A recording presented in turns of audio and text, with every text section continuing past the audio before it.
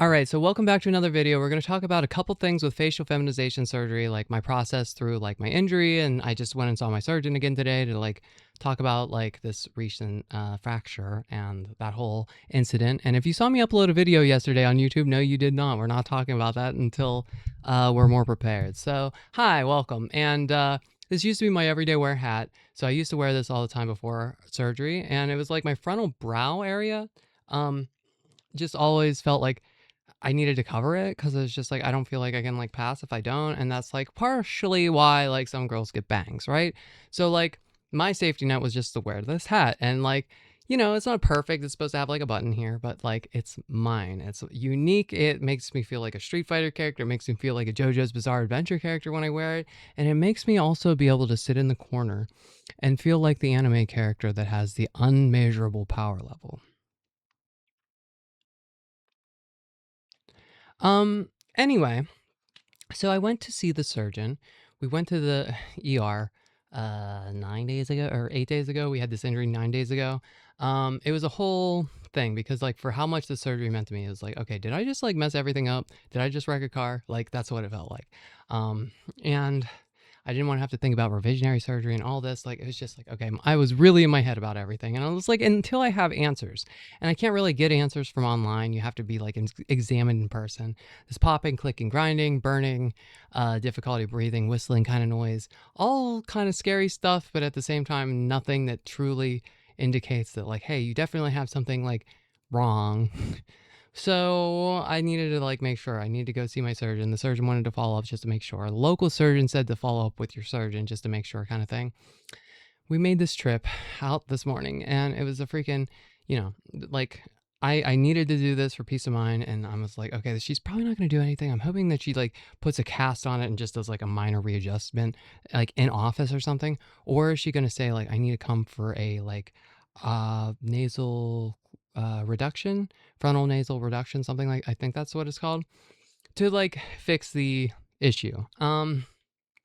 So I was, not really knowing what to expect because I'm still having like a lot. And especially going the trip there and back, like it's a 70-mile-an-hour road, and I'm still like kind of getting some pressure again, like how I did before, like right after surgery, I had like a lot of pressure in this area, and started getting that a little bit in this area. But I'm like, just like, okay, we're gonna get there, we're gonna figure it out.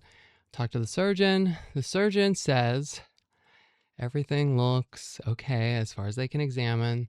They looked at my nose. They asked me if I had a nosebleed a few times. I didn't. And so now it's to the point that like they're just like, yeah, just let it be, just let it heal. Everything like looks structurally fine. I got to see my CT. Now this is the big excitement for me because when I first went, I went like, I had my CT out like this way, and then we had it reviewed, and then um, the, I had my initial consultation, then we had a CT, then we reviewed the CT like the next, like, so like it took a while to like actually review this and everything, but like the timeline of everything. Now the whole facial feminization process takes, depending on the surgeon, it can take a while to like get in, get booked, and like actually get surgery, and it can just be this whole ordeal for a lot of girls because it can take so long unless you're paying out of pocket. If you're willing to travel, there's a lot of variables depending on where you are because you may not have access. I am still mind boggled being as close to Pittsburgh as I am that it is this difficult because, again, just to summarize real quick to anybody that doesn't know, it took me about, if I would have gotten surgery and stayed with the surgeon that was like in network locally kind of thing, it would have taken almost 5 years. And that was like applying this in like 2021. Wait, yeah, I guess it was like 20, like end of 21 or something. Yeah, so it would have been about 5 years. So like it's frustrating. It's really hard for I did the thing. It's frustrating. It's really frustrating. If I catch myself, is that gonna be my thing? Is that gonna be my like I just need a it's frustrating counter. Can somebody do that for me? I don't know. Anyway, so like the whole process to start to finish, from getting to the surgeon, getting my first evaluation, like scheduling the appointment maybe was like a month and a half, but like the whole process from my first consultation to surgery with this surgeon was a little bit shorter than a year, like 361 days, something like that. Yeah, it just ended up syncing up like that. Well, I guess I'm at my 4.5 month checkup after surgery. And but yeah, it's been a year. It's been a year since like I started the process, and it's basically sunk up to it's been about a year since I started trying to get out there kind of thing. So like yeah, it was like a long time here, a lot of time out there, and a lot of hiccups, a lot of denials, and a lot of frustration, a lot of being in your head. Is this even going to happen? A lot of administrative issues of like, is this actually, necessary care? And it's just like losing your mind kind of thing. Anyway, I finally get the CT reviewed. The last time I went down was my 3 month follow up, and the surgeon wasn't around. We were supposed to review the CT, and they weren't around to do it. And so I was like, okay, I really wish I could have seen the CT. I took my CT from the ER. I went out of my way to go get the disc to make sure to go have the disc for when I get to this appointment to compare the fracture that they see to the fracture that my surgeon could see. I get there and they're just like, so the disc is blank. And I'm not surprised because this is how the medical field works, and this is consistently how it's been in my area. And if I had to like ever do anything from like a Pittsburgh doctor to like one of my doctors that's local and try to get the data between them, they're not like interconnected enough to like actually do that. It's so bizarre and weird of a like you would think that like there should be like a interconnection between all these medical systems or to some degree, but I'm sure the people in the medical field are more frustrated than I am. With these things. But yeah, so it's just like it's really hard to like juggle how it all works. But anyway, after like figuring out and understand and pursuing and doing everything you can to like make sure okay, we get the surgery, the 3 month, the CT. Okay. Anyway, yeah, scatterbrained. Anyway, freaking we get the CT. We finally get to review it today. Um it's blank. And then, so the only thing we had to go off of was my 3 month CT, which we hadn't reviewed yet. So, like, we reviewed it, and I'm just like, okay, well, this is really cool because I looked into like dentistry a little bit and like how braces go into people's mouths and how the teeth are adjusted and like the actual like in depth that goes into dentistry. And like, as a kid, it's like, who would want to work on people's teeth? But then, looking at these things, I'm like, okay, I kind of get it. It kind of looks fun to like if you really knew what you're doing and you could achieve these things and you could like feel accomplished with like being able to make somebody smile. And I don't know. So I was like, so seeing these CT scans and just looking at that, I'm just like, okay. So it's like I'm interested in these things at this point. At first, I was like, but like I've had a bit of a change of heart. Anyway, I asked the surgeon when we looked at the 3 month CT, would it be okay if I took a video of it? And they said yes. And so I have my CT imaging, and I'm going to show it to you of what my head looked like 3 months in. Now, again, I'm 4.5 months out from upper facial feminization surgery. My nose hasn't moved or whatever as far as they can tell. It's still clicky poppy soft tissue issue as far as they're concerned. Nothing that they are going to do to any sort of intervention. They asked if I had a nosebleed a few times. I didn't. They stuck a thing and like checked inside my nose. Everything looks good. There's no like protrusions. So cool. Something else that I learned was that the incision that I had done, if I were to have the incision in the front here, um, you're more likely to have like nerve issues than if you had it how I did from like ear to ear kind of thing. So I got hat hair. Don't judge me. Leave me alone. I look better with my hat on anyways. Um freaking yeah. So like it was just interesting. It's something interesting to me to be able to know that, like, hey, this is where the incision, like, or how the nerves heal. It's just like easier on your body usually if you have the nerves from this kind of thing, just to make it play into somebody's decision making in the future. If you have a good forehead area, maybe don't go the other route, but to each their own. Everybody's gonna make their own decisions. I'm just trying to talk about my experiences and how people make decisions, but I know not everybody's going to view a lot of things the same way as I do. And I think the best thing for our community is to discuss things. And I think the best thing for us to do is to kind of share opinions and experiences. And that's what I'm here doing right now. So without further ado, freaking 3 month CT scan. Let's go, baby. Boom. Uh,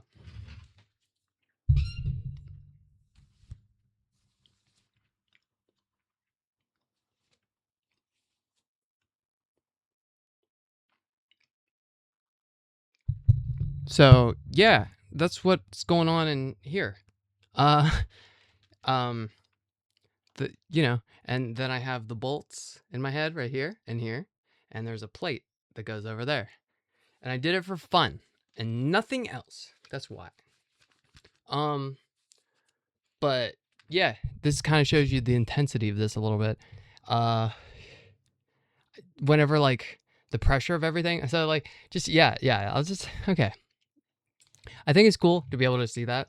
Um, I know some people might be a little bit squeamish with that, but yeah, I got a bunch of little fragments in my head, and then if I like press over it, it's like bumpy, bumpy, bumpy, bumpy, and like some of it's like a little bit sharp. Yeah, like kind of sharp over here. It's like freaky to like feel it and stuff, and like I kind of was feeling around it a bit last night. And I felt that, and I was like, oh god, okay.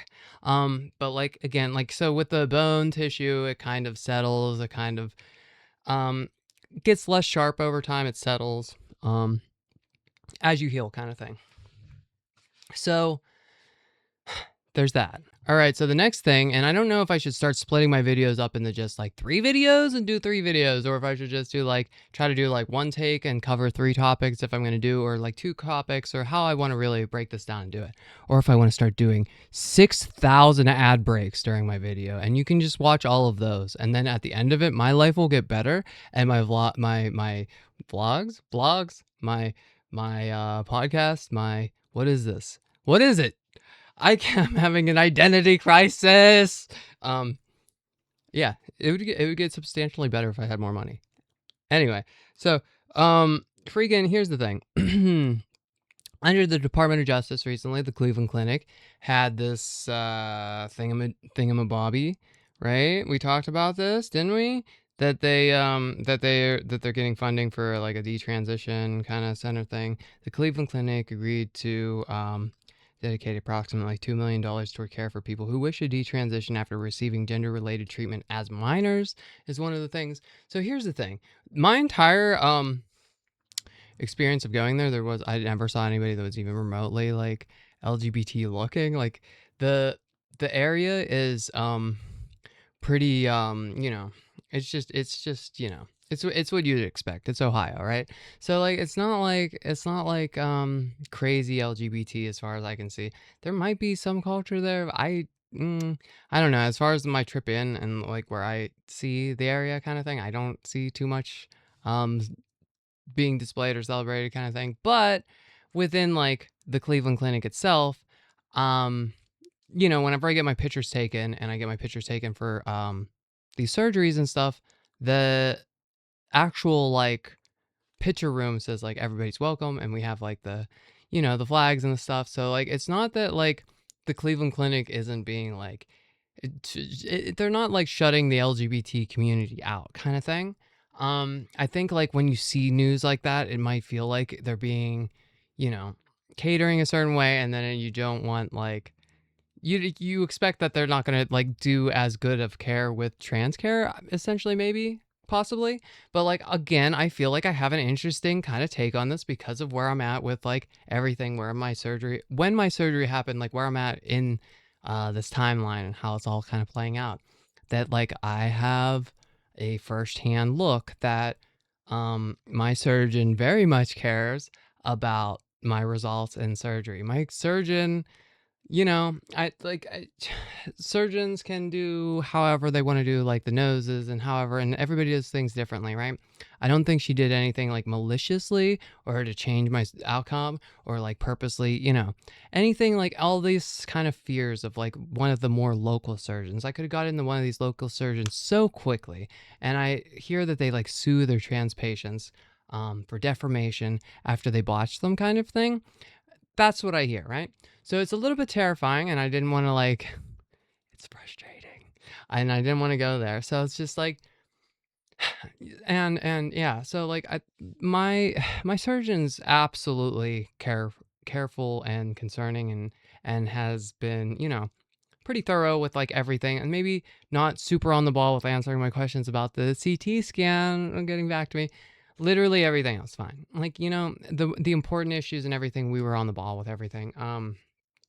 My surgeon um took a beat whenever we were talking, and Like, well, I let her know, like, I wanted to let her know, like, that I actually do really appreciate that she was willing to work on me, and she's like, "Oh, this is my day," and she's like, so she had like she had a moment, and I was happy to be able to make her happy, kind of thing. I like, I don't want to like, it has to be like a certain type of job to be a surgeon, you know. So it's like I want to be encouraging and reinforcing, and she seems very happy that I was, and but like she's not like like deterring me from care, or she, she's been nothing but respectful, pronouns perfect with the pronouns and everything, and like, yeah. So I want to give that take that, like, hey, the Cleveland Clinic, may have a certain look because of this certain program. And if certain people want to use it, I'm sure it's going to be maybe tried to be used like somewhat maliciously, but at the same time, like, I just don't see it like holding up, or I just don't even see it really being a program. And that's why I support it. I support it because we can show, like, hey, it's going to be empty. The money is not going to be used. It's going to be a waste of their facility, and they're going to have to do something else with the space, and ultimately it's going to be a test, and it's going to be set in the stone in the history books of, like, hey, we tried it, it didn't work.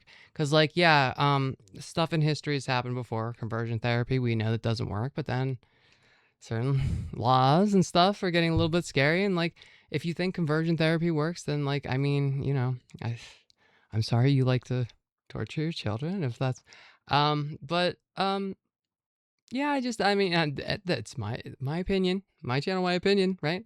Um, but the last thing I want to just work myself into real quick is that I guess I have two little quick things.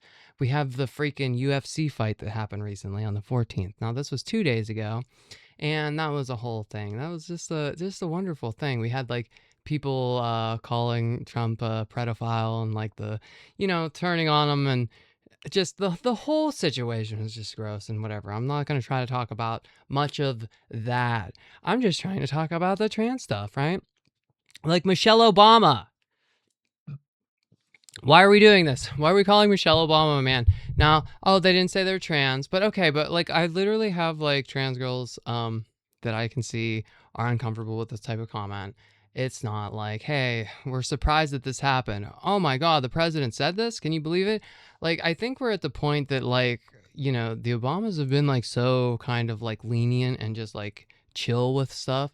And I think like everybody else is just like, oh yeah, rules don't apply anymore, and we can kind of just say and do anything. And like, as long as we're, keeping with the shtick that like trans people are lesser than, or trans people are, or whatever, or just, oh, and it's a joke that, and oh, and she's a man and whatever, and just sticking with this. This is so stupid. Like, you do know this is our lives, and like your life is just being a dick. I mean, I don't know. It's like, I don't, can, like, I'm fully on board. Michelle Obama, if you want to sue the dude, go for it.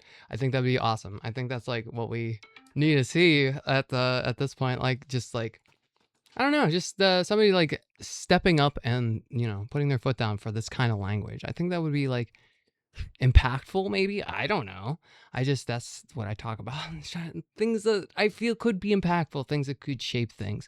I try to shape the world in a way that, for the disabled trans women out there, that they don't have to live at their parents' house for 12 years and told that they'll never be a woman, and that they get dead named, and that they'll, and that they're playing pretend, and that they have a wardrobe, and they try to, transition, and their full internal dialogue is that they're a trans woman, and they're fully trying to transition, but they have health conditions, and they're stuck in this situation, and so there's no way out of it, and they just have to like navigate, and they have to live it.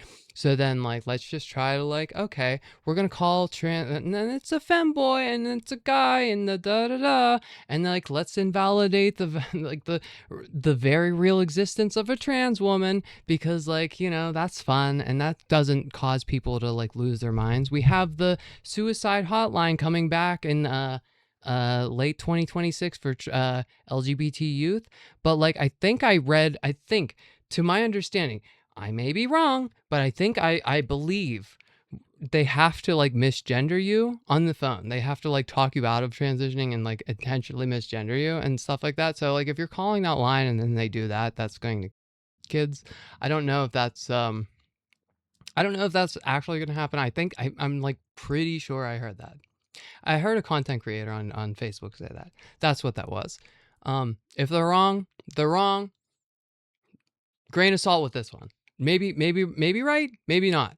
At the same time, the suicide hotline was taken down, so I think that should indicate like what's the intent with a lot of this anyway. I don't think funding was the issue. Whenever we just gave $300 billion to Iran over a war that we started for absolutely no reason other than we're giant man babies, and then just to end it on a final note that trans women and femboys and all it's all, and it doesn't have to be like one way or the other. People in Wyoming, trans women, Oklahoma, trans women in Oklahoma right now can't have access to their care under Section Bill 904. And I just saw today in practice that one of my friends can't pick up their prescription after being on hormones for a decade. And so we hit this point, and okay, you're not making the laws, you want to be more inclusive, great, and that's fine, and everybody likes a thing, and you want to go to the store and you want to eat an apple and you want to buy an apple, but you got a banana, but is the banana a femboy or is it a trans woman?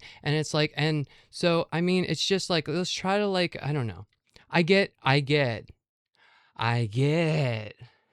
you want to just be like, okay, whatever, and be all inclusive, but I still think it's a little bit of a disservice to the trans women that have started on hormones. You don't get to start on, you don't get to go the pipeline of like, I'm a drag queen to a trans woman. That works, right? That is a real pipeline. You get to go from femboy to a trans woman. That works. That makes sense to me. I come from a timeline where, femboys are femboys, trans women are on estrogen. Literally, you start the hormones, you're a trans woman. That is the timeline. Unless I just don't know what I'm talking about. Unless gender fluidity is somehow, but what is an NB then? And then, but then if you are on hormones and you're, and so do you understand that there are so many trans women that type of whatever. You know what? I don't care. The community has it figured out. You guys got it all figured out. I'm not even gonna debate that anymore. You guys got it. You got it figured out. I just wanted to like mitigate, the amount of actual trans women that are gonna completely lose their mind over some ridiculous stuff, and that I don't know. I want the best for everybody, but like I don't know how to actually make the difference or to help, other than have like the resources and have the money and just be like, okay, guess what? I'm gonna fly you out and I'm gonna get you whatever the this and that and like whatever you need, and oh, you need a place to stay. Well, here's $10,000 for a whatever, and here's like, and that would be so cool to be able to do stuff like that. But I'm so freaking far away from any of that. The dreams are there, the goals are there, the aspirations are to help the community. I understand that, me not, the one word and the other word don't, maybe don't, but oh well. The intentions are there. Cancel me if you want. I don't care. Good night.